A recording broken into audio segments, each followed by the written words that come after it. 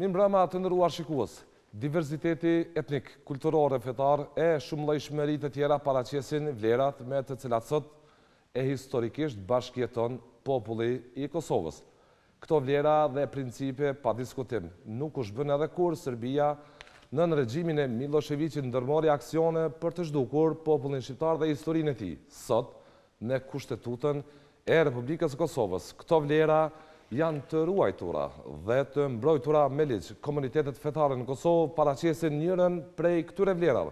Sonte kam kënaqësinë të nderuar shikues të paraqes para jush një panel musafirësh të respektuar me të cilin do të ndajmë diskutimin për 500 vjetorin e Reformacionit Protestant. Një ngjarje kjo që padyshim po shënohet në gjithë botën e pashmangshëm edhe në Kosovë. Sonte nuk do të kemi replika politike, por si që jemi mësuar zakonisht të shohim në këtë studio, për shkak që edhe Kosova ndodhe në ambient zgjedhor, por do të diskutojmë për rëndësinë që ka kjo ngjarje kulturore dhe fetare në Kosovë dhe në botë. Me lejoni të nderuar shikues të prezantoj pa humbur kohë panelin e respektuar në studio. Pastor David Hosaflook, faleminderit. Mirëmbrëma Zoti Hosaflook. Mirëmbrëma, faleminderit. Për ardhen tuaj në studio. Vjoj me tutje për baljush është pastori Femi Cakolli, faleminderit dhe mirëmbrëma. Mirëmbrëma, faleminderit. Vjoj me tutje me Zotin Artur, me Zotin Gani, Smolica, pastor gjithashtu. Faleminderit shumë. Mirëmbrëma, përshëndetje. Përballë jush do të jetë Zoti Artur, Krasniqi po ashtu pastor. Faleminderit shumë. Faleminderit. Dash të shikoj emrat për shkak që si kum pasur musafir asnjëherë në këtë studio. Do të vinë. Shpresoj të nimi edhe me gjatë dhe për diskutuar dhe për ndarë këto vlera që sot i ndan edhe komuniteti juaj me publikun kosovar. Me lejoni fillimisht të ndjekim një kronik që bën fjalë për historikun e komunitetit protestant si lindi, kontekstet kohore të zhvillimit të tij dhe për të rikthyer në studio me interesin që ka publiku dhe ne për ta ndarë si diskutim me ju. Të nderuar shikues, e ndjekim një story të përgatitur nga kolega njom Berisha dhe Gjergj Filipaj dhe rikthehemi në studio me diskutimin me musafirët e respektuar.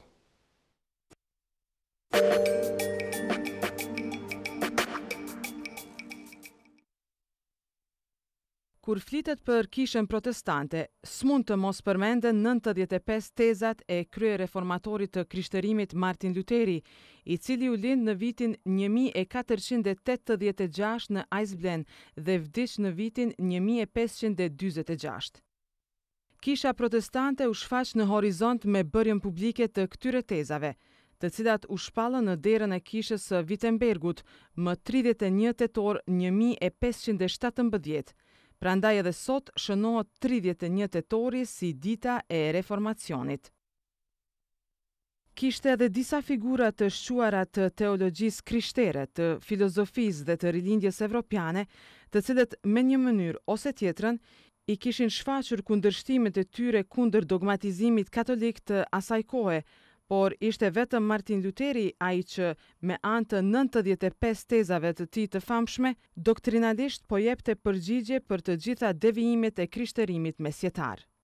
Martin Luteri, pasi i vendosi këto teza në kishën e qytetit të Wittenbergut, la porosin se do të kthej pas 3 ditësh që t'i mbronte publikisht këto teza.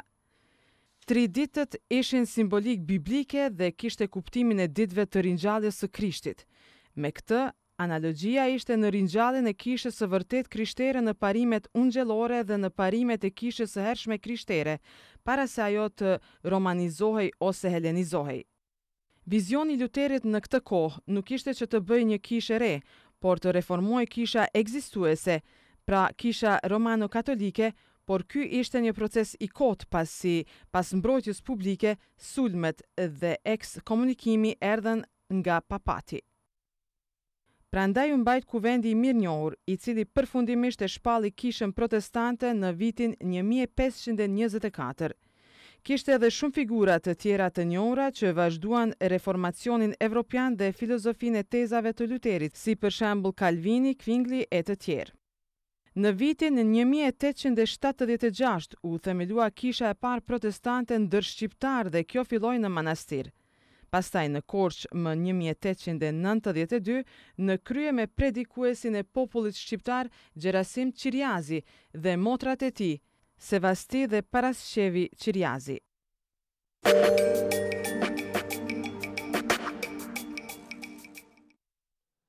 Vjojmë të nderuar shikues në studio për të diskutuar, për të marrë për pikpamjet e musafirëve të respektuar. Zoti Hosaflook, po flasim për vitin 1517, e që ndodhi me saktë për të rikthyer në vëmendje të atë histori dhe peshën që ka kjo ngjarje sot. Është një ngjarje që njihet nga historianët, sidomos historianët e Kishës, si ngjarje më e rëndësishme në gjithë histori pas ringjalljes së Krishtit për shkak të jehonës që do të kishte. Për Martin Lutherin ishte më shumë një luftë për brenda tij, qoftë shpirtërore për të gjetur paqen e tij me Perëndin, qoftë edhe teologjike për të pajtuar shkrimet e shenjta që po lexonte me mësimet zyrtare kishtare të asaj kohe. Për këtë arsye, ai zbuloi që nuk mund të mbyllte gojen më, duhet të debatonte, të fliste. Dhe kjo patjetër ka filluar debat, e di që është emision zakonisht që përfshin debatin, dhe ishte një debat kryesisht teologjik, por si çdo gjë në atë kohë, kjo bëhet edhe politik për shkak të pasojave që do të kishte një shpërthimi të tillë në debatin publik të çështjeve teologjike që dikur ishin pronë ekskluzive të klerit. Po flasme për Reformacionin, ç'është në të vërtetë Reformacioni, e ndërlidhur me këtë kontekst për të vijuar pastaj për të marrë qëndrimet edhe të pastorëve të respektuar në studio. Ç'është Reformacioni? Ç'është Reformacioni në të vërtetë? Reformacioni në të vërtetë ishte një qëndrim teologjik në thelb, në zemra e së cilës ishte rizbulimi i fjalës së Zotit dhe dëshira që fjala e Zotit të shkonte në derën në shtëpinë e çdo njeriu. William Tyndale, i cili quhet shpeshherë ylli i mëngjesit të Reformacionit, që lindi dhe vdiq para Martin Lutherit. Ai ishte një përkthyes i Biblës dhe ai ka thënë një fjalë shumë interesante një kleri, i cili kleri tha që si ka mundësi që do të lejojmë që njerëzit e rëndomt, njerëzit e thjesht të mbajnë në dorë thesarin e madh të fjalës së Zotit në duart e tyre. A do që ky djalë me plug në dorë, tha ky kleri, që ai të ketë në dorë fjalën e Zotit, sepse ai nuk është në gjendje ta përtyp. Dhe Tyndale ju kthye atij, unë me hirin e Zotit brenda disa vitesh do ta bëj që ai djalë me plug në dorë do ta di shkrimin e shenjtë më shumë se sa ti. Pra, zemra e Reformacionit ishte një kthim tek leximi i fjalës së Zotit dhe përkthimi i saj në gjuhën e gjithë secilit, edhe kjo normalisht çonte botën në një lloj, mund ta themi një lloj demokraci, nuk ishte qëllimi për të bërë një ndryshim politik që do të kishte jehona edhe në 2017. E qartë. Por, vërtet, individi u fuqizua në këtë kohë për të lexuar për veten e tij dhe mos mund var gjithmonë tek fjala e filanit, e priftit, e peshkopit e tjerë. Pesha e individit u rrit. Patjetër. U projektua që të kishte më shumë peshë. Esakt. Vjoj me juve, Zoti Cakolli, pse Reformacion dhe pse Protestant? Jemi 500 vjet pas duke shënuar këtë ngjarje që në rrethonat e kohës padyshim se kishte edhe siç e tha Zoti David pasojat e saj që kishin edhe natyrë politike në rrethonat e kohës. Krishterimi si njëri nga religionet kryesore në botë me disa miliarda, 2 miliardë kusur. Për këto 2000 vjet të fundit vërtet ka pasur periudha të ndryshme dhe periudha më interesante është kjo e Reformacionit. Normal 300 vitet e para Kisha krishtere nuk ishte centralizuar. Nuk ishte shteti një ndikim të Kisha. Andaj edhe e përhapej në paqë me anë të bindjes edhe predikimit edhe praktikimit në kulturat e ndryshme popullore. Por me centralizimin e Kishës, me kontrollin e saj që e bën më vonë, ajo kur romanizohet, kur nga perandorët romak, Edhe do të kalojnë edhe 1000 vite të tjera, Evropa do jetë ajo çfarë quhet periudha e errët ose periudha e mesjetës.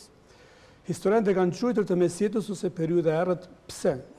Sepse kishte një kontroll të papar ndaj çdo lloj gjëje që bëhej në Evropë. Nga ana e Kishës, po. Nga ana e Kishës. Dhe madje edhe siç u përmendu edhe nga Davidi, dhe vetë Bibla ishte ndaluar që të lexohej nga populli, nga njerëzit. Sepse përmes saj kleri po përdorte ose keq përdorte autoritetin tek masat. Kështu pra u desh që për shumë vite, qindra vite, të pritej të shpërthente kjo gjë. Është e çuditshme se ne tek ne dhe historianët flasin shumë për mesjetën, por pak pastaj flitet për periudhën që e pason mesjetën në Evropë. Kuptohet në një pjesë është ku përfshin rilindja, dikun revolucioni francez, por kemi këtë periudhën e Reformacionit. Reformacioni lindi në pjesën perëndimore të Evropës, pikërisht në Gjermani. Më vonë u përhap shumë shpejt në shtetet skandinave, në shtetet baltike, në Evropën qendrore, dhe erdhi deri në Vojvodinë dhe në ishujt kroat deri në Dalmaci, përsa përket shtrirjes sonë më përafër këtu. Dhe kuptohet në Britani e kështu me tutje. Kjo shtrirje nuk ishte e lehtë, nuk shkoi pa konflikte, nuk shkoi pa rreziqe, pa debate, pa tjetër. Zakonisht debatet me vokacion fetar, ideologjik, edhe nuk akceptohen edhe. Për të them çfarë ishte çështja më thelbësore që debatoi ato vite. Se debatoi për të njëjtin shkrim. Për çështja ishte se reformatorët, të cilët thanë, ne nuk jemi inovator të ndonjë gjëje që përshpikim, por ne dëshirojmë që të kthehemi tek devotshmëria e personit, tek devotshmëria e të krishterit dhe individit. Edhe kjo mungesë e depozitave morale të njerëzve të asaj kohe bëj që të ishte vërtet kjo periudha që quhet e mesjetës ose errët. Andaj kjo periudhë është kaq e rëndësishme për historinë e Evropës. Në fakt, themelet e Evropës së re janë rrënjët e Reformacionit, janë rrënjët e Reformacionit. Të civilizimit, po, ku drejtat e individit janë kryefjala e secilit vend. Po këtu në fakt u zëvendësuaj deri në atë kohë ishte kulti i individit, kulti i autoritetit në fakt perandorit, peshkopit, papës e kështu. Por me Reformacionin në fakt atë çfarë ndodhi? Jo më kulti i individit, po erdhi një kult i ri u zëvendësua me kultin e studimit, të punës dhe të prodhimit. Kjo ishte ajo nga rëndësitë e Reformacionit. Faleminderit, jemi në pjesën e parë të këtij diskutimi, do të vijoj me juve, Zoti Smolica. Keni qenë edhe ish kolegi joni këtu në televizion në Prishtinës, po një besoj mirë dhe një në studiove që për para vitit 90 keni jetuar dhe keni punuar këtu.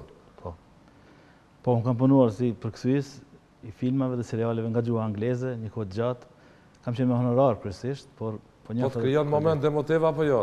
Po studio në fakt nuk që në ka ndru shumë, përveç disa gjërave, po i keni problemet e juja, prandaj s'do futem andej. Po, nisa kështu për shkak të konsideratës për ato që ke punuar në televizionin e Prishtinës.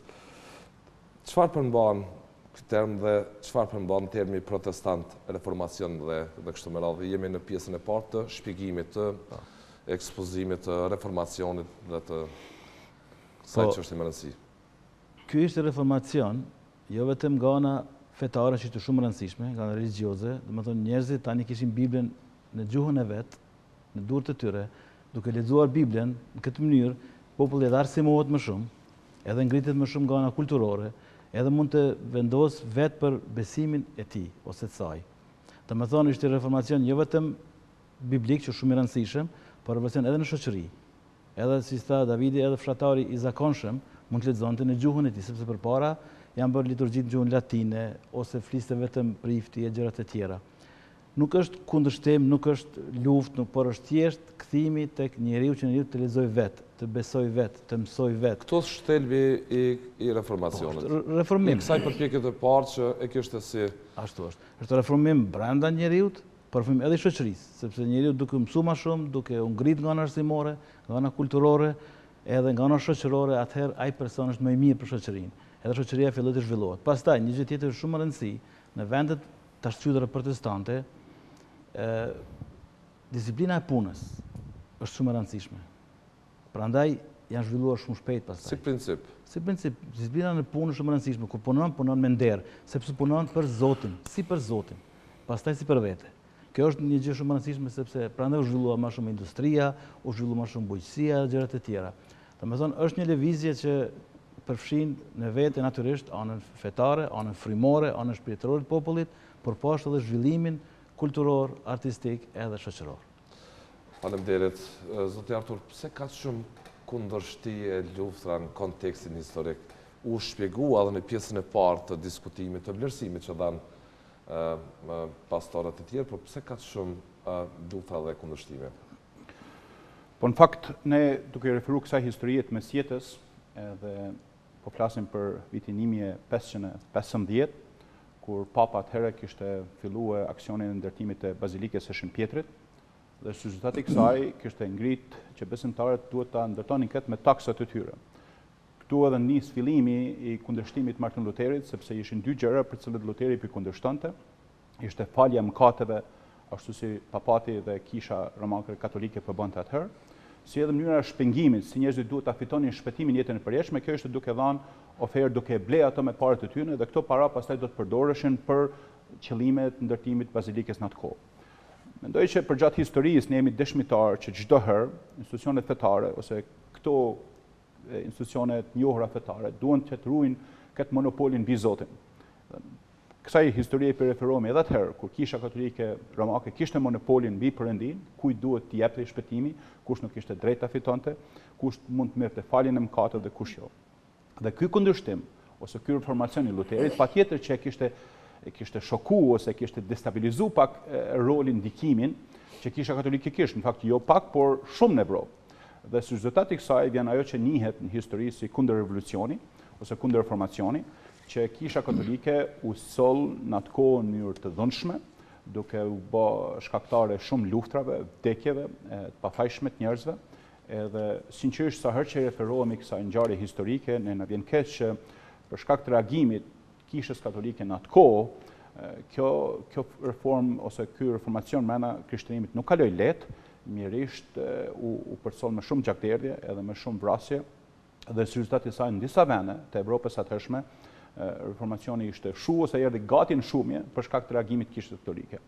Unë nuk besoj, dhe ne sot nuk po e flasim për reformacionin si një reagim ndaj një kishe të caktuar.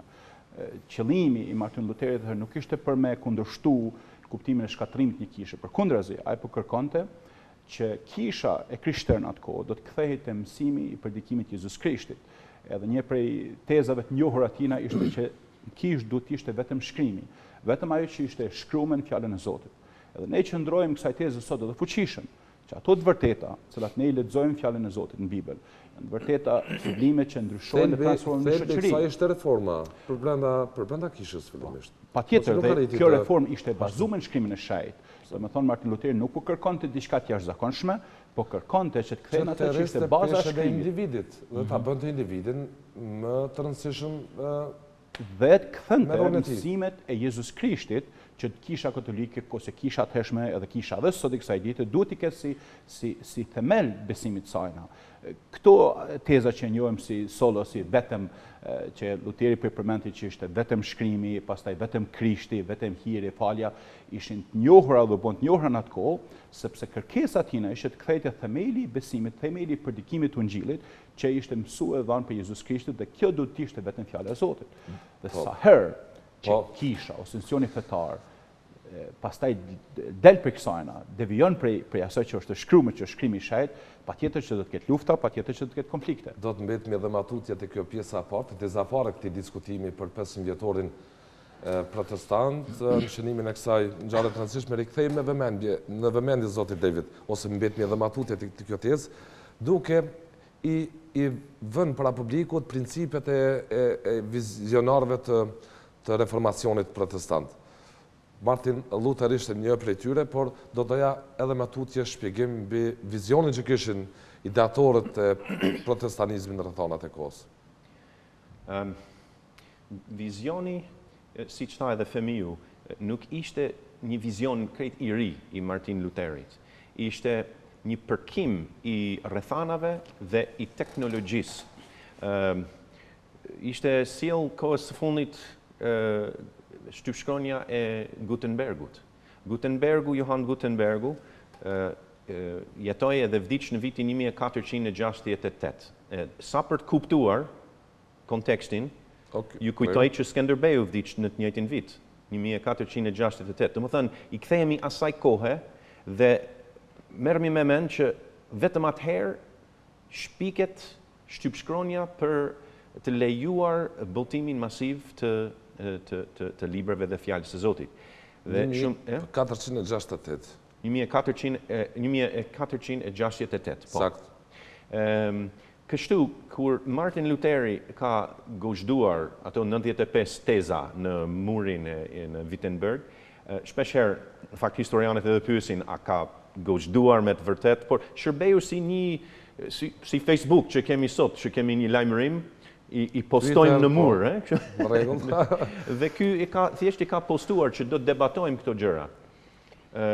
Dhe disa njerëz që ishin ndoshta më agresiv në dëshirën e tyre për të kundërshtuar ose për të rrëzuar, e kanë përhapur ato 95 teza me një vizion që ndoshta të shkonte edhe më përtej vizionit të Martin Lutherit.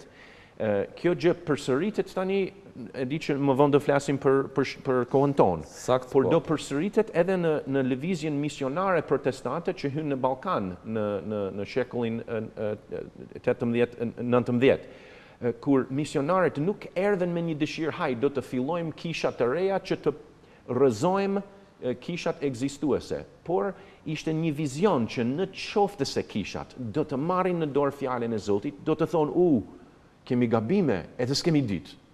Ishte pak naiv, sepse ata po luanin me zjarr, sepse organizma kishtare ishte kthyer një fuqi të madhe politike. Prandaj nga një vizion i thjeshtë. Doja t'i ndajmë këto teza se po flasmi për teza, por nuk po flasmi për t'i interpretuar taksativisht ato teza të Martin Lutherit dhe në fillet e saj qëllimit të Reformacionit. Qa ishin tezat për publikun e rëndëm që përna shikon? Qa ishin tezat kryesore të ti? Ato 95? Disa për tyre kryesore, sepse 95 nështë janë shumë për 5. Do doja të t'i ndajmë, cili do për juve, do doja cilat i në ato themeli fundamentin me cilin u bazu dhe për hapja e Reformacionit me vonë. Një nga tezat kryesore të Lutherit, kur ai gozhdojnë në derën... Si shta ky sot, David, në Facebook, si sot Facebook. Ashtu ishte në humor, po. Pra, ato tezat të shkruan nga Lutheri më 31 tetor 1517, të famshmet 95 tezat. Njëra për tyre thoshte kështu: pasuria e kishës nuk është ari, argjendi dhe petkat e shtrenjta, po duhet të jetë ungjilli. Me arë dhe me argjend, shihet pasuria një institucioni, një familje, një personi ose një mbretërie.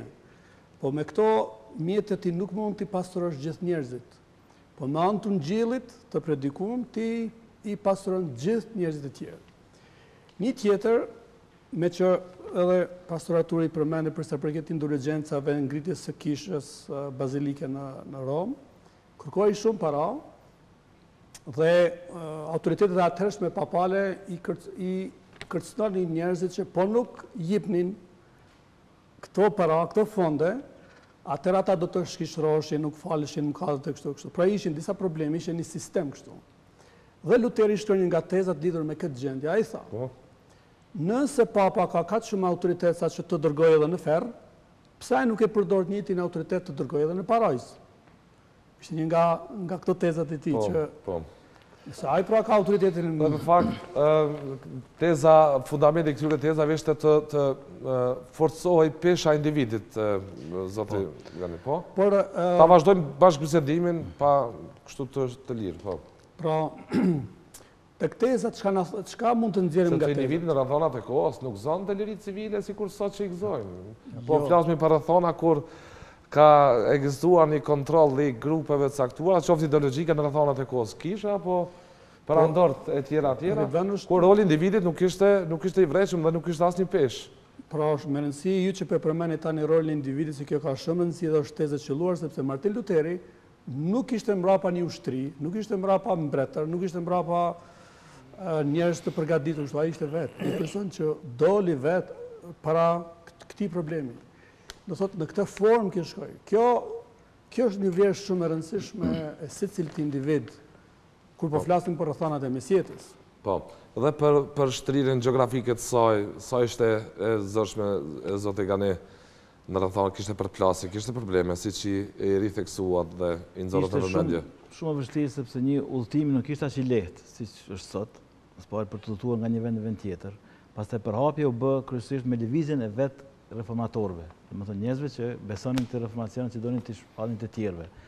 Mirë po, ne dim shumë nga historia, tash mos dalim nga tema, por e di se shumë njerëz edhe janë përsekutu, janë vrarë, janë djegë në tur druve sepse kanë besuar ndryshe nga hierarkia kishës së asaj kohe, kishës romake. Prandaj ishte shumë vështirë. Një anglez është vrarë në moshën 28 vjeçe. Është djegur në tur druve. Vëndën vështirësitë ka pas, shumë vështirësi ka pas. Mirë po, fjala Perëndis ka vazhdu. Kjo është shumë e rëndësishme. Një nga tezat që do të përmendim këtu, në fakt janë 5 tezat kryesore, që është sola vetëm besimi që të shpëton.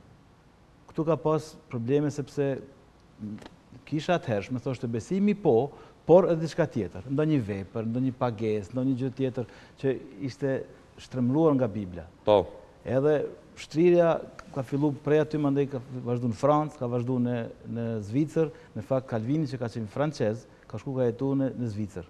Edhe aty është bërë në Gjenevë përkthimi i parë i Biblës nga gjuhët origjinale hebraishte dhe greke, është bërë përkthimi në gjuhën e popullit, anglisht së pari, pastaj gjermanisht. Kishte natyrisht se cila reformë fundamentale, çfarë janë edhe reformat për brenda feve, s'po flas për islamin e sotëm që ka probleme të ngjashme dhe mos thonë që ka është temë tabu, do ta diskutojmë me panelin e tyre natyrisht kompetent, por secila temë ka kostën e vet, ka shkaktuar pasoja e kështu me radhë, por sot kemi në lëvizje dhe do doja edhe mi Zotit Artur shtrirjen e saj për roli historik dhe rezultati sotëmi i protestanizmit.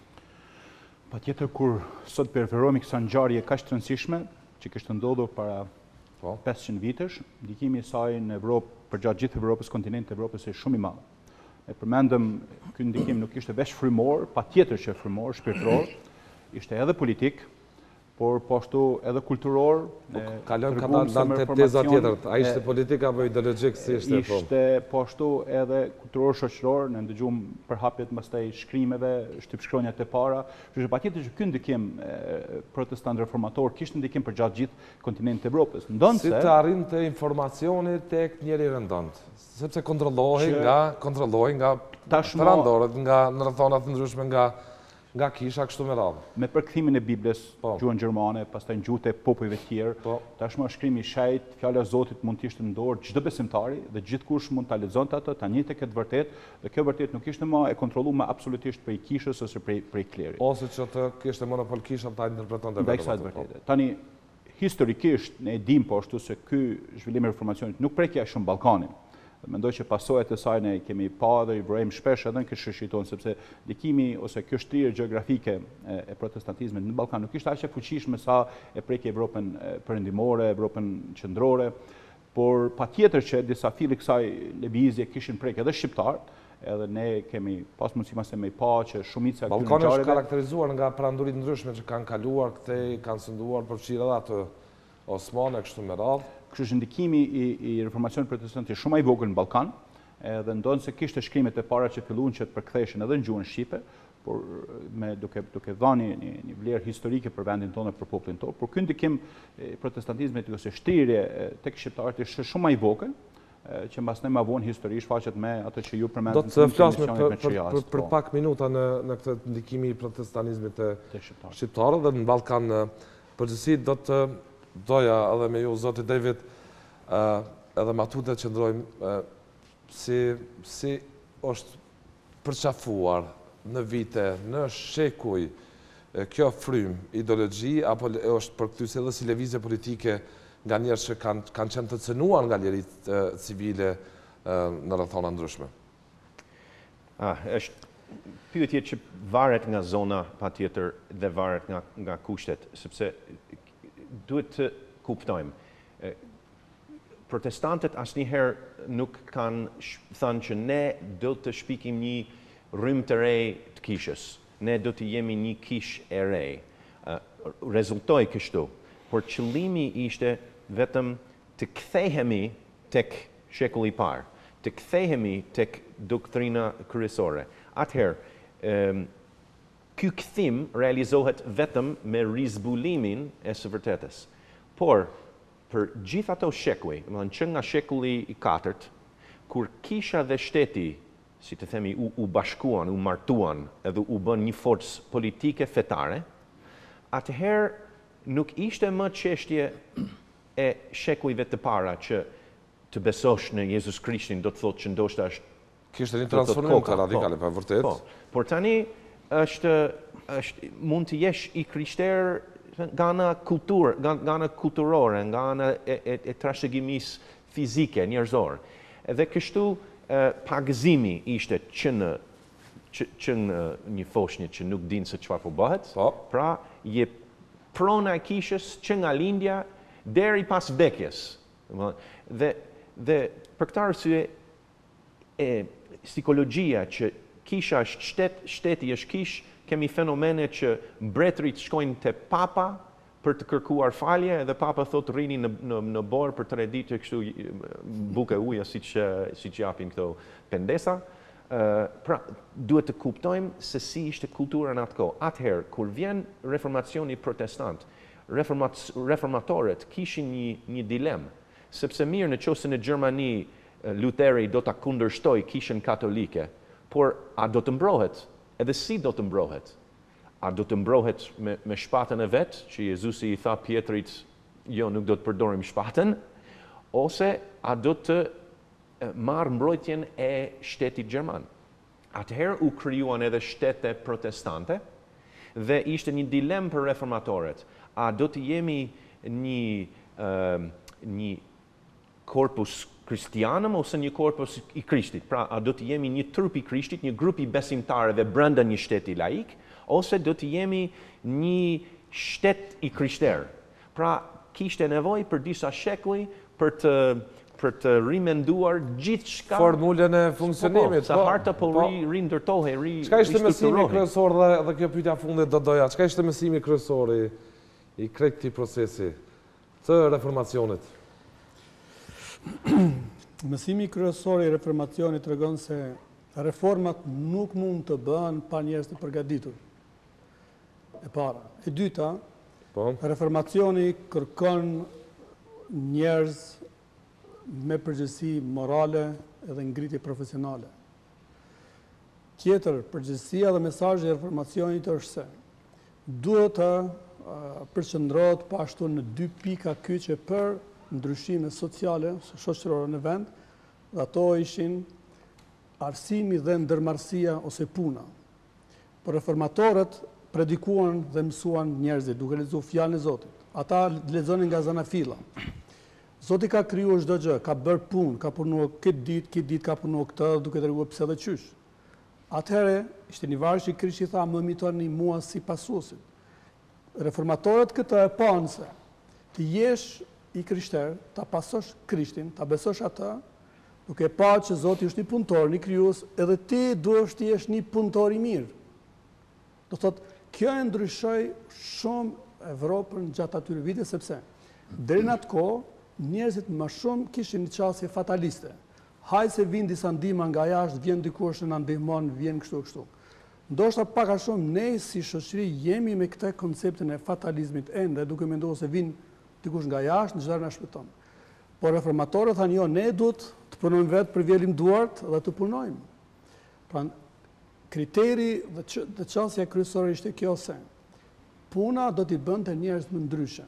Arsimi do të bënte njerëz më ndryshe. Dhe piknisja ishte e një vargu nga letra romakëve. I drejti do të jetojë nga besimi dhe Luteri duke studiuar shkrimin e hapi këtë paradigmën ose çastin që njerëzit të thellohen në studime. Nga studimet, ata i panë problemet e mëdha në Evropë, se në Evropë kishte problemet e mëdha. Edhe Luteri e kuptoi që parat që shkonin nga Gjermanët, shkonin në Romë dhe jashtë Gjermanisë e varfronin Gjermaninë. Dhe ai diti si me ndalë këtë punë për para 500 vitesh. Kalojmë tek... Mendoj që veç desha me undërlidh këtë... është bashkëbisedim, David, Zotit Smolica, bashkëbisedim, do të kalojmë edhe në tezën tjetër. Por veç desht me tek konteksti jonë, tek shqiptarët. Në ato që po i referohemi Luterit e kësaj historie, mendoj që është e mirë të përsërisim pak faktin se ne nuk po i referohemi këtu Luterit si një themelus një feje të re në Evropë, se Evropa kishte nevojë për një religion të ri, ose një profeti protestante kështu me radhë. Përkundrazi, një prej tezave të rëndësishme të Luterit, në ato që i njohim si vetëm, ishte që lavdia duhet jepet vetëm Zotit. Në atë kohë, Kisha nuk po bënte këtë, lavdia i jepte njerëzve. Dhe kërkesa Luterit ishte me u kthy te rrajt e Ungjillit. Për këtë arsye edhe ne si kish këtu ndër shqiptar quhem kish protestante ungjillore, sepse duam të mbetemi besnik Ungjillit, mësimit të Jezus Krishtit. Dhe në fakt kjo ishte thelbësorja kërkesë e Luterit, që Ungjilli i Jezus Krishtit është themeli i besimit edhe i predikimit brenda kishës, që ishte harruar mesjet. Që kisha në fakt ishin njerëzit, nuk ishte një ndërtesë e bukur, që prënia banon atë ndërtesë, që Zoti banon ndërtesat ndërtuar për njerëzve, por që ai do të banonte në zemrën e çdo individi. Dhe ky besim duhet shfaqej pastaj në ftuarit, në jetën e tyre, në marrëdhënien me Zotin dhe me njëri tjetrin. Ishte zavendësuar me Ungjilli, ishte zavendësuar me sakramentet. Po vazhdojmë me diskutimin praktik konkret këtu tek shqiptarët në Ballkan. David, jeni marrë më shumë se 20 vjet, jeni këtu në këtë rajon edhe në Shkodër, po ashtu me studime konkrete dhe praktike të kësaj rryme, kësaj ideologjie, të këtij procesi në dritë të shënimit të 500 vjetorit të Reformacionit. Ç'lidhje ka Reformacioni me shqiptarët?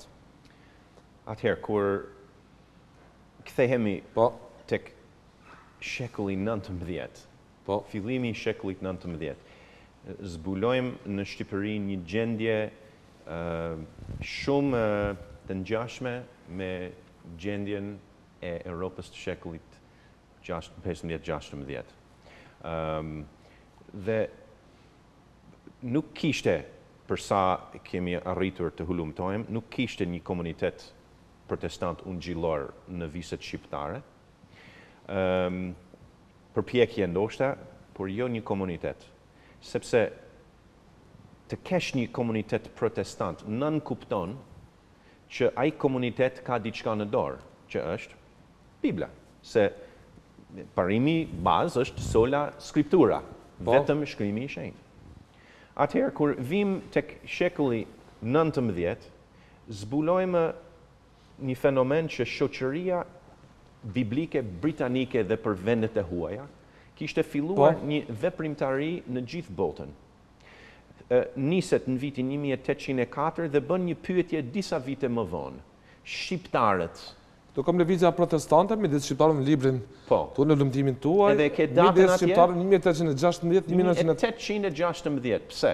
Sepse pikërisht në vitin 1816 agjentet ose përfaqësuesit e shoqërisë biblike bëjnë këtë pyetje, shqiptarët, a kanë do një nga 66 libra të Biblës në gjuhën e tyre? Dhe përgjigjja ishte jo, as pak. Normalisht kishte këto shkrime, flasim për buzukun e për këta që kishin bërë copat, por ata nuk njiheshin fare në popullsinë shqiptare, kryesisht, ose përgjithsisht. Prandaj, kjo ishte pyetja themelore, a ka një Bibël? Dhe shoqëria biblike atëherë nisi punën e saj vetëm me këtë qëllim, të sigurojmë Biblën në gjuhën shqipe. Por në një kohë kur nuk ishte lëvruar as pak gjuha shqipe dhe nuk ishte pothuajse as një libër, sidomos në qarkullim, nuk kishte libra në qarkullim. Kështu tha edhe Mitat Frashëri në një artikull 1912 që thotë duhet të ndihemi borxhli ndaj shoqërisë biblike dhe Ismail Qemali në vitin 1913 kur shkon në Londër për të mbrojtur të drejtat e shqiptarëve, ai shkon pikë së pari për një vizitë tek zyrat e shoqërisë biblike për ta falendëruar shoqërinë për ndihmën që shoqëria ja ka dhënë çështjes shqiptare nëpërmjet Biblave dhe themi po si i ka ndihmuar çështjen shqiptare, çështjen kombëtare nëpërmjet Biblave. Por pikërisht për shkak se mund të bëjmë këtë pyetje, në qoftë se nuk do të ishte levaruar gjua shqipe, në qoftë se nuk do të punonte Kristoforidi, i cili ka punuar në mbështetjen e shoqërisë biblike, me mbështetjen e shoqërisë biblike. Atëherë, mirë, Qemali mund të ngritë një flamur duke thënë jemi të pavarur, por kush nga fuqitë më dha do të merrte seriozisht një Shqipëri që as nuk kishte një gjuhë të shkruar, që nuk kishte as një alfabet të bashkuar, që ndodhi vetëm 4 vjet përpara rënë të mbështetjes se ishini tek shoqëria. Po. Prandaj lëvizja protestante fillon gjithmonë me Biblën dhe në Shqipëri ka filluar patjetër me Biblën, 1816. Edhe disertacioni im është historia e rrugëtimit të librit shqip. Madje ka java tjetër në Bibliotekën Kombëtare të Shqipërisë, do të kemi një ekspozit pikërisht për këtë, një rrugëtim kulturor 200 vjeçar përmes veprimtarisë protestante në viset shqiptare. Faleminderit David për këtë hyrje, do të vijoj me tudi me këtë kontekst historik. Unë vazhdoj këtu, Ridvan. Kush e solli folja dhe për... Thamë u përmend tashme që reformatorët e kishin atë zellin edhe dashninë e madhe për fjalën e shkruar që ishte në gjuhën e popullit. Dhe Reformacioni erdhi në Sloveni, ishte një reformator shumë i njohur atje, edhe në Dalmaci. Ishte shumë afër. Interesant është edhe studius tani të letësisë shqiptare, dëshmojnë se ka një lidhje, se është tani çështja shqiptare dhe Reformacionit. Ka një lidhje, jo shumë të fortë. David, në ulëmtimet e tij ka gjetur fakte se Reformacioni kjo Reformacioni protestant në fakt në thelb Bibla përmes në rrethonat e kohës ka pasur peshën e saj të jashtëzakonshme edhe në krejt lëvizjet politike, sepse është përhapur mendja, shkrimi, leximi e tjera, mënyra e të shkruarit shqipe kështu me radhë. Po ka pasur. Unë desha të them që në atë kohë kishte një lidhje. Ne kemi për shembull përkthimin e Gjon Buzukut me Sharin në vitin 1555. Po shumë studios tani, disa nga studiusit janë duke dhe nxjerr të dhëna që Gjon Buzuki, i cili po shërbente në Bosnë, ishte shumë afër ishujve dalmat në Dalmaci. Duket që ai ka pasur një lidhje ose një frymëzim nga reformatorët dhe filloi me përkthye.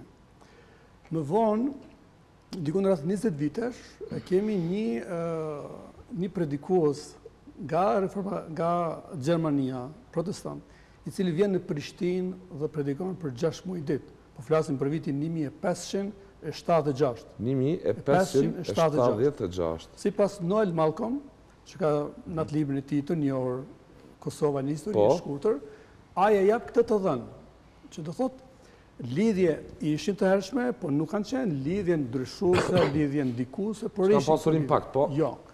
Dhe prej këtij viti, e deri tek letrat që u përmendu e Robert Pinkertonit, vitit 1816, ne nuk dim shumë. Por prej aty tutje, pastaj... Nga vitin 1816 tutje, ka të dhëna konkrete, po. Ka shumë. Të plota për pranin e rolit që kanë pasur protestantët në krejt lëvizjet e mëvonshme në ndërshqiptarët e Ballkan. Po vazhdojmë me tutje me peshën që ka pasur gjithë kjo lëvizje. Pra, ku vendosën është shumë e rëndësishme, u vendosën në Shqipërinë e Jugut, aty ku ishte ende pashalloku i Alipashtë Pelenës, sepse aty kishte një lloj lirie, pavarësisht që mund të shkonin agent të shoqërisë biblike të Londrës. Dhe këtu fillon, si thosh, ato predikimet e para, edhe u gjet një person i quajtur Vangel Meksi, ishte mjeku personal i Alipashtë Pelenës, i arsimuar në Vjenë dhe në Milano për mjekësi. Por njës i greqishtës, ai përkthei dhjatën e re për herë të parë në gjuhën shqipe në vitin 1822 dhe u botu vetëm 2 vite më vonë. Ky përkthem u shet dhe u botua në 1000 kopje në atë kohë. Sot ne nuk botojmë libra më në 1000 kopje as Prishtinë. Për kohës ku vedisimi arsimor ka qenë kolektivisht i pavrejshëm. Pra të thuash që para 200 vitesh ti gjesh 2000 shqiptarë, 1000 familje të lexojnë shkrimin, kjo ka qenë një revolucion i pahetuar. Dhe gradualisht tani, si thuash, është duke u shpalosur plani dhe nevojat. Këta misionarë ndërkombëtarë që ishin, do tani edhe shqiptarët, panë se populli nuk din të lexonte dhe filluan të ngriteshin shkollat. Mirë po, Perandoria Osmane nuk lejonte hapjen e shkollave shqipe, lejonte vetëm hapjen e shkollave për popujt kristian në gjuhët e tyre. Andaj, shqiptarët kishin vetëm, grekët i kishin fqin dhe këtë gjuhë e dinin sidomos në jug, edhe fillun të hapshin shkollat në greqisht për shqiptarët. Kështu që më vonë tash kemi hapjen e shkollave, botimin e librave, edhe institucioneve tjera, edhe kulturore, edhe edukative. Gjatë kretë ati 100 vjeçare derisa kurorëzohen me bërën e alfabetit edhe me ndikimin që kanë pasur edhe në vetë pavarësinë e Shqipërisë. Jemi duke diskutuar për peshën. Zotit e vetë ka bërë një studim konkret, duke gjetur të dhëna konkrete nga viti 1816 deri në vitin 1908 ishte, apo? Po. 1908. Të dhëna konkrete që dëshmojnë rolin dhe peshën që ka pasur shoqëria biblike. Në këtë libër vazhdohet aty ku e ka dhënë 1908-1991 në krejt lëvizjet të rëndësishme të kohës. Zoti Artur, fjala për ju, për të dhënë dhe detajet të tjera në interes të publikut. Patjetër, jemi shumë mirënjohës shumë studiusëve të huaj që kanë sjellë dritë në këto fakte historike që për një kohë gjatë kanë qenë mbuluar me kështu me errësirë në popullin tonë. Por besoj që është tepër e rëndësishme për shoqërues din që roli, ndikimi i kishës protestante në përgjithësi ndër shqiptar ishte kaq i madh jo vetëm në sjelljen e shkrimit në gjuhën shqipe, që besoj që ishte tepër e rëndësishme në atë kohë kur shqiptarët, Shqipëria dhe populli jonë ishte nën pushtimin e Perëndërisë Osmane, por po ashtu edhe në sjelljen e dritës së Ungjillit në popullin shqiptar, që për një kohë gjatë shqiptarët ishin në errësirë, po flasin për shekuj që nuk ka fakte historike ose shumë pak dihet për punën që ishte bën atë kohë. Pastaj koha e njohur për historinë tonë e alfabetit në gjuhën shqipe, hapjes shkollave të bashave në gjuhën shqipe, mendoj që patjetër çdo shqiptar duhet ta njohë këtë kontribut të protestantëve ungjillor shqiptar, kontributin e tyre pa shmangshëm dhe absolutisht njohur për gjatë historinë dhe në fakt duhet përmendet këtu se kanë qenë të hujt që sollën më shumë dritë i emancipuar, lufta në reformën që të hapeshin shkollat në gjuhën shqipe, dhe në këtë kohë kur Shqipëria, shqiptarët kishin prani të religioneve të ndryshme, ky grup i vogël, shumë i vogël protestantësh shqiptar, po bënin luftë të madhe për hapjen e shkollave, për hapjen e gjuhës shqipe, për krijimin e alfabetit gjuhës shqipe. Në fakt mendoj që populli shqiptar i ka një borxh protestantëve shqiptar për të njohur historinë edhe kontributin që protestantët shqiptar kishin dhënë në atë kohë, e vazhdojnë edhe sot për sjelljen e Ungjillit edhe dritës dhe shkrimit ndër shqiptar. Edhe ky emision besoj është një kontribut modest në shpjegimin dhe rëndësinë që ka pasur Reformacioni në kontekstin historik nga vendet ku ka lindur dhe si është zhvilluar dhe cila ka qenë kostoja e konfjalën, jo financiare, po kostoja sepse ka pasur sakrifica njerëz dhe kështu me radhë. Jemi duke diskutuar për peshën e tij të shqiptarët. Të shqiptarët Zotit Smolica po lavruam gjatë në kohë. Po hym gjatë në kohë, historikisht mbi 200-300 vjet, mund ndodhë që nuk di që kam besuar njerëz në këtë vend. Po hynëm gjatë në periudhë kohë, nuk e di, a ka pasur emancipim, a ka ekzistu individi i emancipuar që të di se ç'po besoj. Po hym gjatë në kohë, mbi 300 e sa vite. Kështu që shpesh ka pasur komuniteti protestant, natyrisht jemi duke diskutuar për peshën e juve dhe në tjera misione dhe do të diskutojmë për peshën e komunitetet tjera fetare, por shpesh ka pasur komuniteti juaj në këto ku është një sot ku është Kosova dhe raporti i saj shqiptare që kanë komunitetet tjera në raport me këtë rrymë. E vërtet, 200-300 vjet e fundit të thevet, populli nuk ka qenë fort i arsimuar, por në kohën e sotme, tash njerëz dinë të lexojnë, kanë internete, kanë Facebook, kanë gjëra tjera, edhe ne si komunitet protestant, ne si kishë ungjillore Kosovës, ne gjithmonë mundohemi që t'i afrojmë njerëzit, t'i bashkojmë njerëzit rreth një besimi të vetëm. Edhe sot ndihmojmë edhe ne në për shkolla, ndihmojmë edhe nga ana kulturore, edhe nga ana arsimore. Me politikë nuk merremi shumë, Artur, por është më rëndësi që populli, që fëmijët të për politikë ka garë të madhe në Kosovë. Për politikë ka garë të madhe në Kosovë. Mos jetë me rakeq për atë punë. Fëmijët të rinjt vinë, mësojnë gjëra të reja, me lojrat ndryshme, mësojnë paqen, mësojnë bashkëjetesën, mësoj që t'jenë fëmijë më të mirë. Ne kemi në kishën tonë pej, kemi prindë që vinë. Çka po bëni fëmijëve tonë që janë kaq të mirë në shtëpi? Sepse ne aty në kishën tonë, kishën të vogël, mësojmë lojra të ndryshme, ata energjinë e tepër që kanë e heqin, edhe mësojnë diçka të re. Mësojnë si të jenë të mirë në shtëpi, si të jenë të mirë me prindërit, me të dashurit e tjerë që i kanë në shtëpi. Edhe kjo është ai ndikimi jonë, sidomos në të rinjt. A është një ndikim në rritje, apo një ndikim që për vitet tona për i njëjtë?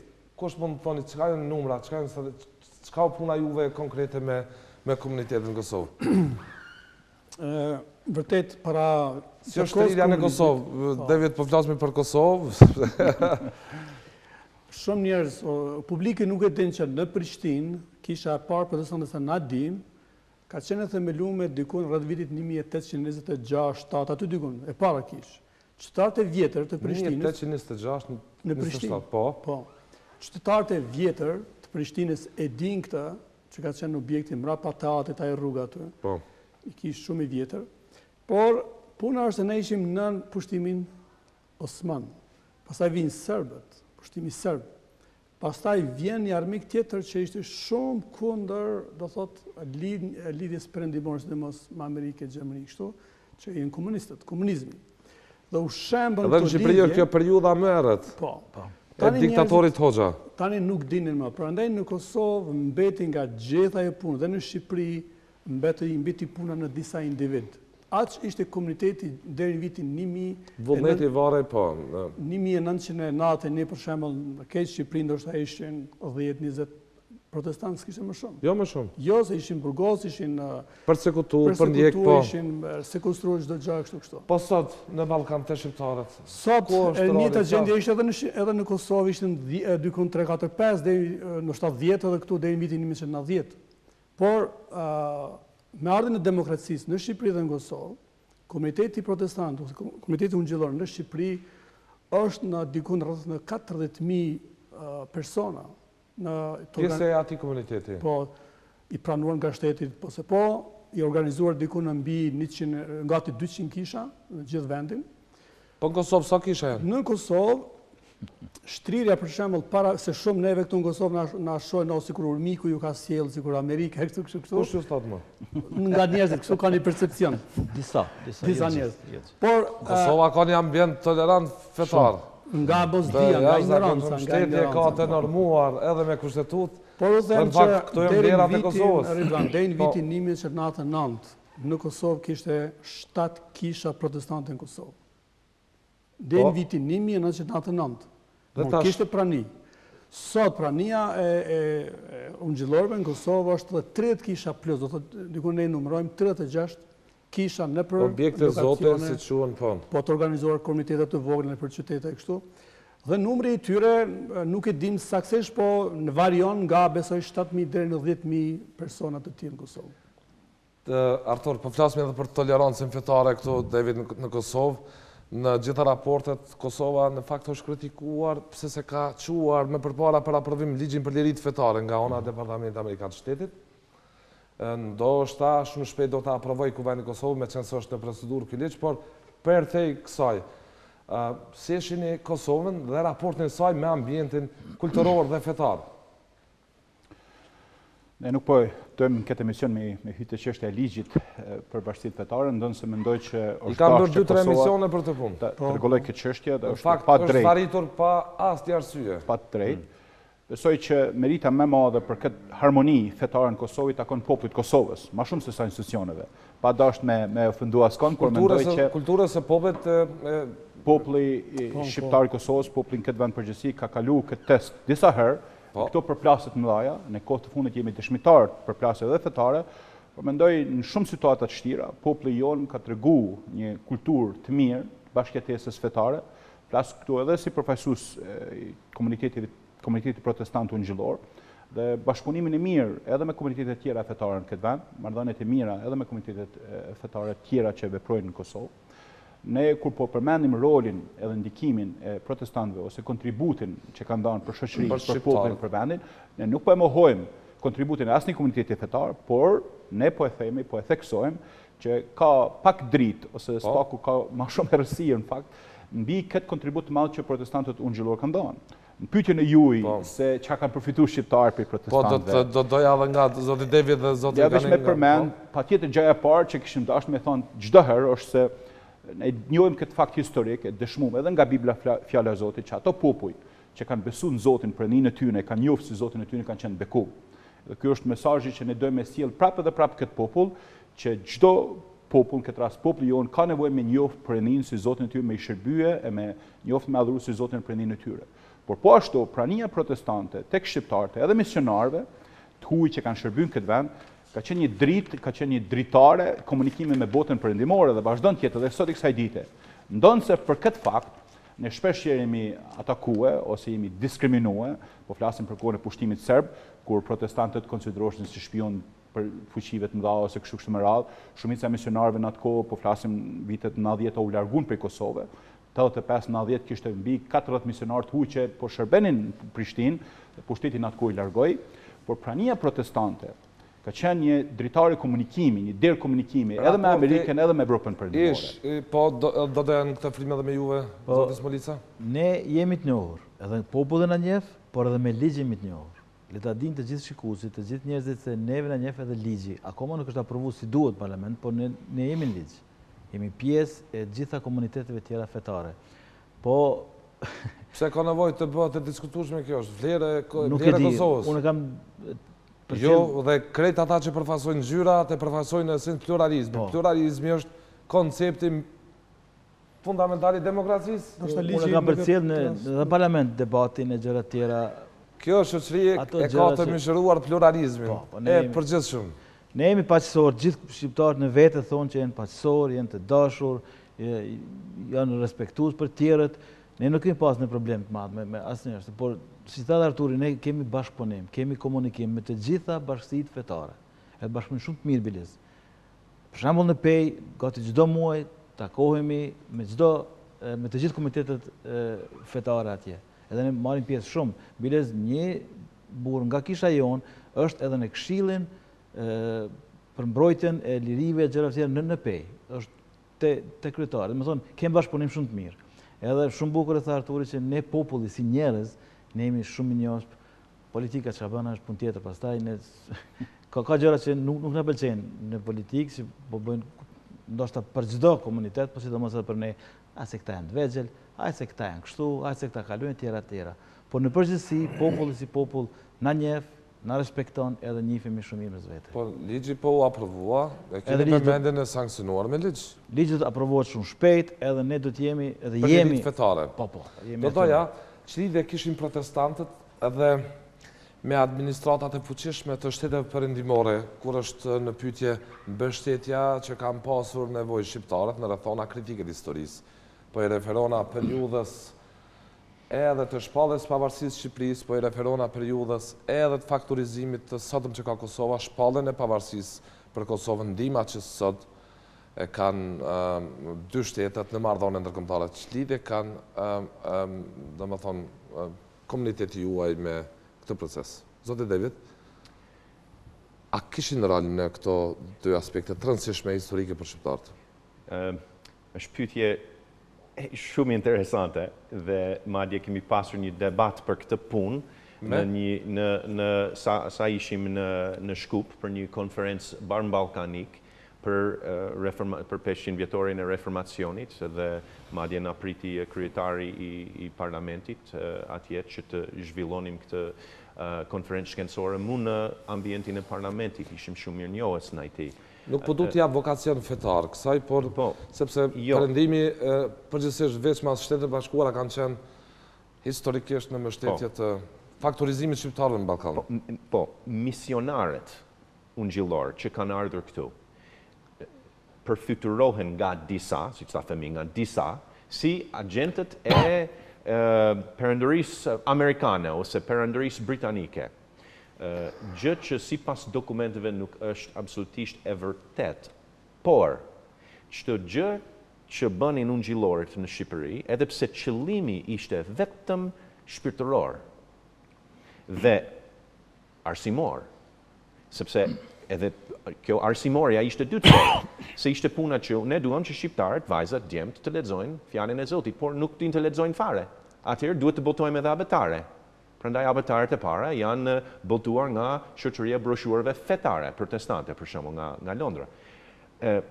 Dhe kur dëshira e misionit ungjillor protestant ishte rritja e arsimit në Shqipëri, në mënyrë që të lexonin Biblën, në mënyrë që të kuptonin vdekjen, varrosin dhe ringjalljen e Jezus Krishtit për faljen e mëkateve të tyre, atëherë vetë kjo rritje e intelektit ose e forcës shoqërore shqiptare ka përbërë një problem politike për fuqit e tjerë që deshen të përdornin shqiptarët ashtu siç deshen ata.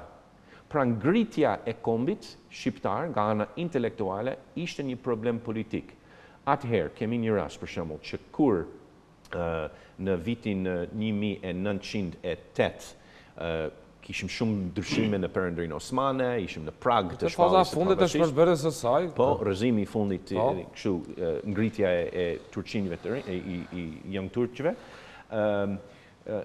Sevasti Qirjazi kërkon që disa misionarët amerikanë të vinë në Korçë për të mbajtur gjallë shkollën e vashave, e cila funksiononte në një godin që funksiononte edhe si kishë ungjillore, si kishë e parë.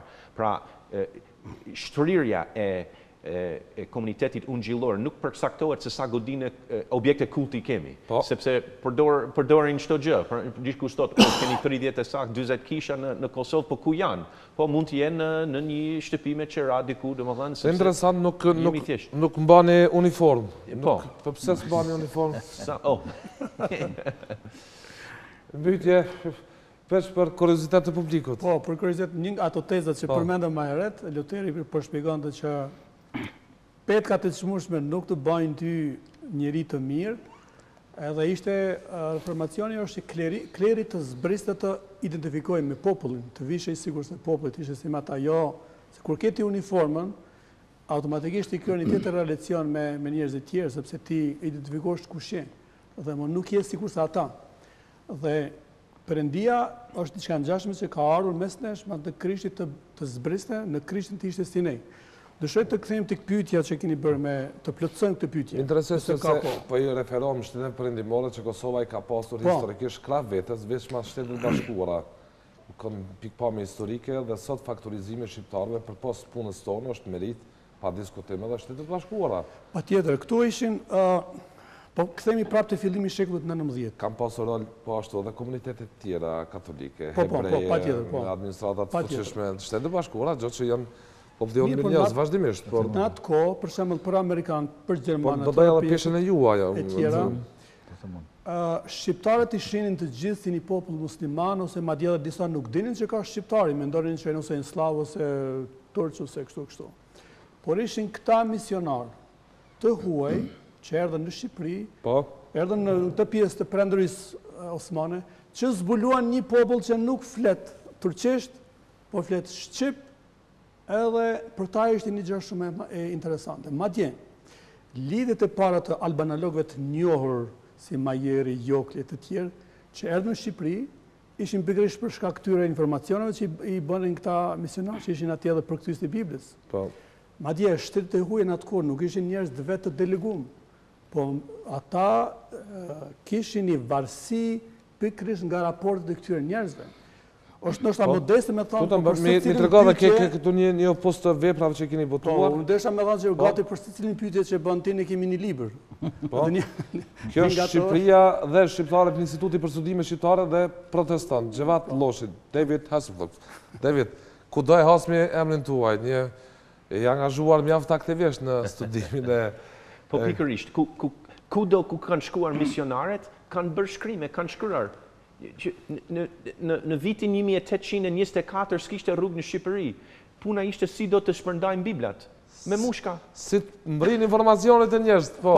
Do të vetoshin rrugët. Dhe diplomatët e huaj janë varur tek shkrimet e misionarëve dhe libra shitësve, që udhëtuan gjithkund, sepse nga tjetër do të merrnin informacion. Do të merrin informacion pikërisht prej ungjillorëve që po shkonin në zonat ku nuk shkuan askush tjetër. Prandaj ishte një punë që nuk themi që ishte politike si qëllim, por ka shërbyer edhe politikës së huaj. Edhe unë jam për shembull tash 25 vjet në Shqipëri. 25 vjet. Unë kam 25 vjet këtu. Tani, unë jam Amerikan, Çto raporti por me shqiptarët? unë jam indikuar... A jemi shruar me shqiptarët mirë apo jo? Po, jam shqiptarizuar një qik, po. Por ideja është që unë normalisht, unë do të, në qoftë se dikush më pyet, në qoftë se për shembull më merr telefon ambasadori, që nuk ndodh, por në qoftë se thot, po nga Shkodra, ma thuj diçka, unë do të them, po kështu shqiptarët vuajnë prej kështu, edhe do ta kem unë pikpamjen e shqiptarëve që më rrethojnë. Prandaj janë pasqyruar nga njëherë si këta misionarët kanë qëllime politike. Pse? Vetëm sepse kanë shkruar ose të vërtetën, ashtu siç ishte, ose të vërtetën sipas pikpamjes së njerëzve që i rrethonin. Po. Edith Durhami, për shembull, para se të vijë në Shqipëri, ajo vjen në vendet slave, ku ka udhërrëfyes slav, dhe ajo ka pikpamje paksa negative për shqiptarët. Deri në momentin që takohet me Gjergj Qiriazin, me Sevastit Qiriazin, me Thanasina, televizës protestante, dhe pastaj kthehet si pro-shqiptare.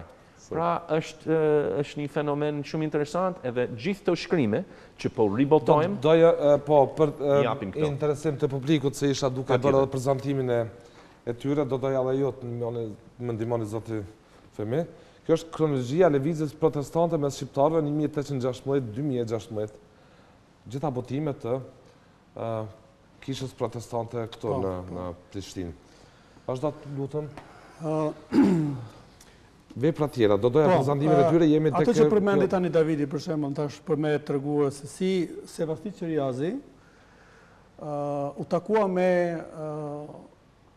këtë udhëtarën angleze, ajo ndryshoi pikpamjen e saj për shqiptarët pikërisht kësaj gruaje. Kemi një dhe një banolog për cilën kemi respekt, edhe Robert Elsi ishte një për figurave që jashtëzakonshme që ka lënë. Një person ka thënë kështu lidhur me Sevastit Qiriazin. Ai tha, a mund të gjej dikush nga gjithë shqiptarët që gjyshën e tij sot, gjyshja e tij të ketë një diplomë Universiteti Amerikan. A mund të gjej dikush? Një gjyshë nga këtë shqiptarët që gjyshja e tij ta ketë diplomën nga Universiteti Amerikan. Ja ku është i grua. Një mënyrë ose tjetër, misionarët ungjillor në rrethonat e kohës, kur emancipimi ishte në nivel shumë të ulët, ndikuan që vendet ku janë shqiptarët të mësohen ndryshe nga vendet perëndimore dhe ndikuan misionarët ungjillor që përhapën mësimin, përhapën Biblën, përhapën... Patjetër nuk i referohem historisë edhe më hershme, po edhe kësaj të fundit tonë, është emëruesi përbashkët i pushtuesve tonë, gjithmonë ka qenë me ndalë çështjen e edukimit dhe shkollimit, ose me mbylljen e shkollave, ose me sjelljen sa më shumë errësire në edukim dhe emancipim të shqiptarëve. Edhe pa asnjë kështu dashje me sjelljen e pompozitet, por më shumë është fakt historik i dëshmuar që roli dhe kontributi protestantëve ungjillor ishte pikërisht në kundërshtim të kësaj errësire që në atë kohë fuqizohej edhe mbështeti edhe për perëndorisë turke, por pastaj edhe për pushtuesve serb. Mirë bën që shkon, do të ishte mirë shkonin edhe më herët. Edhe puna e misionarëve, por edhe e shqiptarëve protestantë ungjillor ishte pikërisht për sjell sa më shumë dritë në edukim edhe emancipim popullit shqiptar. Dhe ky fakt duhet të njihet ungjillorëve. Jemi tek pjesa e fundit e këtij misioni, kaluan më shumë se një orë. Vetëm edhe që janë nevojat e komunitetit protestant dhe që janë nevojat e Kosovës në mënyrë që ambienti i përgjithshëm përfshirë edhe ato fetar të lulëzoj edhe më shumë në pikpamje të zhvillimit të demokracisë e kështu me radhë. Më lejo vetëm të jap edhe një përgjigje të shkurt, por ndoshta Arturi për atë. Pengu i kaçakëve. Ky libër është shkruar nga Gerasim Qiriazi përpara 150 vitesh dhe ai ka menduar dy probleme si me zgjedh në shoqërinë shqiptare. Si të zhduket kaçakria ose cubria, si thot ai, dy, si të arsimohen vajzat e vogla, çupat i thot. Shko, ky njeri, ky iluminist, ky reformator të shqiptarët, një themelues dhe kishës ungjillore të shqiptarët, është marrë me këtë problem dhe ai ka themeluar 3 institucione në rinin e tij më marrë me këto probleme. Shikoni ku është kjo rëndësi dhe ky ndikim. Për shkak të problemeve historike që kanë pasur shqiptarët Dhe zakonshëm është një njohur që feja e shqiptarit është shqiptaria. Dhe pastaj tekzimi në besim është legjitim, natyrisht. Desha të them që ndikimi, nga njëherë njerëzit mendojnë se për me pas ndikim do të kesh shumë para, do kesh shumë mis, nuk është kështu. Ndikimi mund të bëjë edhe një person i vetëm. Një grup i përkushtuar mund të bëjnë ndryshime. Ku ishini, sipas studimeve tuaja, David, ku ishini nevojat e sotme të këtij ambienti që ka edhe Kosova, edhe Shqipëria, po se po, në këtë kontekst, në mënyrë që lirit fetare, nuk ka dilema, ka liri fetare, ajo po si të zhvillohen edhe më shumë, si të kenë ambient ndoshta edhe më të favorshëm për zhvillim. Tani unë flas si historian dhe pastor. Nevoja e madhe është që njerëzit të mos bëhen si tifoza me punën e fesë. Qëllimi ishte, tani çdo individ duhet të lexoj çfarë thot për reformacionin e përbrendshëm. Ishte teza e tyre që nuk do të kemi reformime në dikush më tha një fjalë, sikur të ishim gjithë protestant. Por puna është që nuk bëhemi gjithë protestantet për një herë.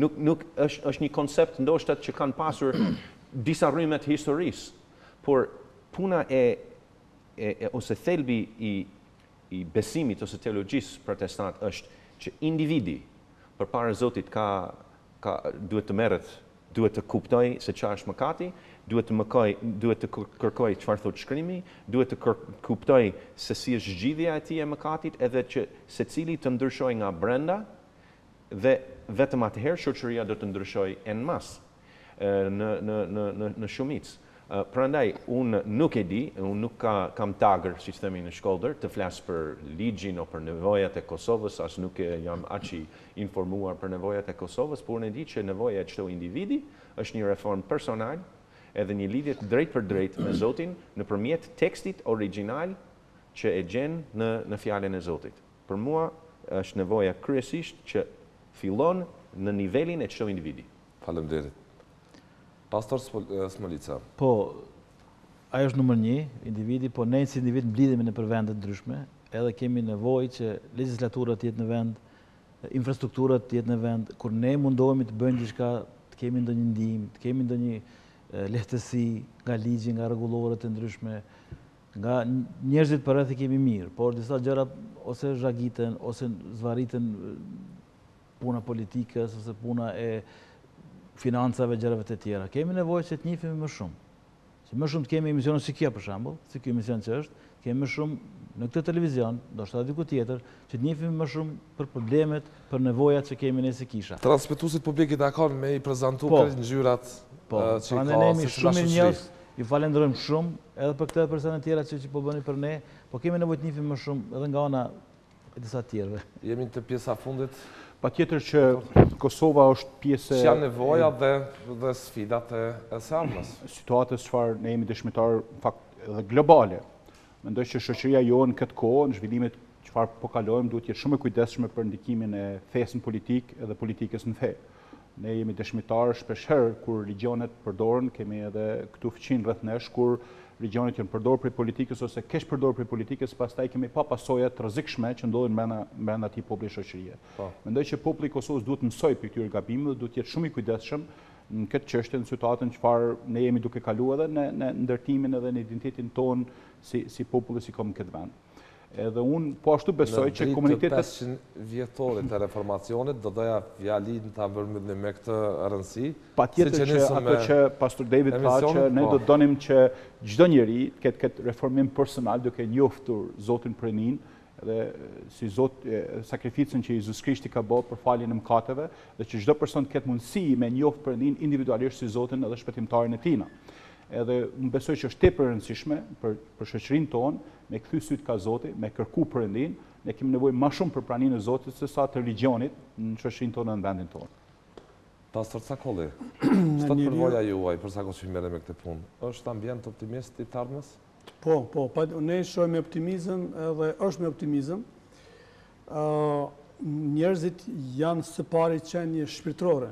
Më së pari në qenie shpirtërore, ka nevojë të flasin, ka nevojë të luajnë, ka nevojë të njohin njëri tjetrin, këto janë gjëra shpirtërore. Njeriu pra është qenie e para krykput, së pari është shpirtërore, po pastaj është edhe fizike edhe morale kështu.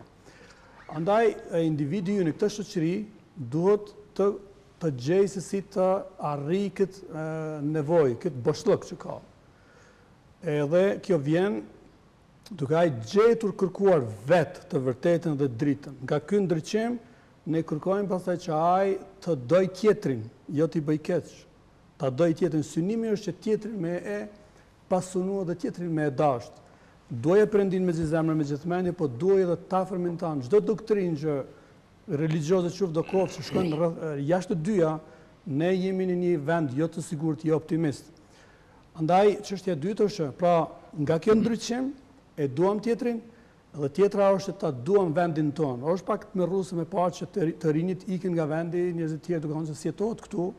Ne themi se jetohet këtu, ky vend është krijuar nga Zoti për këta njerëz, edhe ne duhet të jemi pak më, si thosh, më patriot, me dash gjuhën, edhe këtë vend e këtë popull në mënyrë që Perëndia të bekojë më shumë. Nëse ne ikim është sikur i themi që është i mallkuar. Po gjithë vizioni këtyre njerëzve që ne folëm tash për gjysmëmarrë, për shqiptarët, ishte e kundërta. Gjithë ta njerëz ishin edukuar jashtë, Kristofori dhe Qiriazi ishin edukuar në institucionet më prestigjioze të kohës, por erdhën dhe u kthyen dhe e bën më të mirë në mesin e popullit tonë. S'po mbetet gjatë tjetër përpas t'ju falenderoj për kohën që keni gjetë jeni me mua dhe shikuesit e televizionit publik të Kosovës. Pastor David, faleminderit shumë. Faleminderit shumë. Për ardhin tuaj në këtë debat, faleminderit shumë, Pastor Cakolli, Pastor, faleminderit shumë. Ju falenderoj edhe njerë që gjetet kohë të ndajmë me shikuesit këtë temë të rëndësishme sot që bota diskuton. Si lindi Reformacioni, zhvillimi i tij në botë dhe konteksti dhe roli që ka sot të shqiptarët, që ka pasur në kontekstin historik. Faleminderit edhe njerë. Të ndëruar shikues, faleminderit edhe juve shumë që na ndoqët natën e mirë.